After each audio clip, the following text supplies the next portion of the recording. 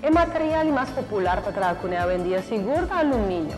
Naturalmente, eu vou pensar em alumínio, vou pensar em ventana, porta, pero a possibilidade tem o gênero está grandíssimo. Hogar é o que hobby piata dentro de nosso mente ora que nós pensa riba família, gezelligheid e para momento na mais relajante depois de dia hobby largo. A importância para manter sakita é parte mais valiosa que nós mestramos assim. Pero ora bota plania para desenhar, remodelar ou estruturar casa e não tá bem mesmo fácil que a bota visualizar. Sempre para mostrar assim é melhor escolha ora trata de essa aqui.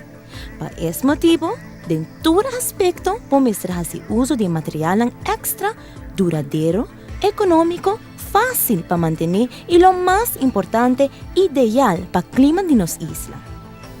Alumínio é um material super bom para o clima de Aruba. Alumínio não está frustia, é também com sua pintura riba gele, e é dura mais que 10 anos, 15 anos, é também dura sem manutenção. Nos tursa com ventana e porta é sunco da hasi primeira impressão e precisa de requerir extra atenção. Se você tem plano de comprar full casa novo e gasta extra mais placa, para que nós diz invertir de uma casa existente e trazer vibe fresco dentro. E se você pensa em opção aqui também, como por começar a fazer aqui? Para começar, opta na pôr look mais vivo e aclarar cada espaço de um lugar.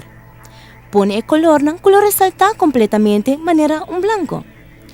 O uso de alumínio está topa a surpassar qualidade alta comparado com outro material.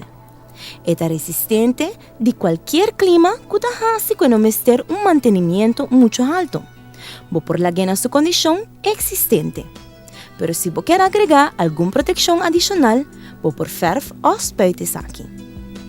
Lo que diferencia essa aqui de outro tipo tá que não tá hincha, crack ou split depois de tempo, segurando-vos vida largo de produto.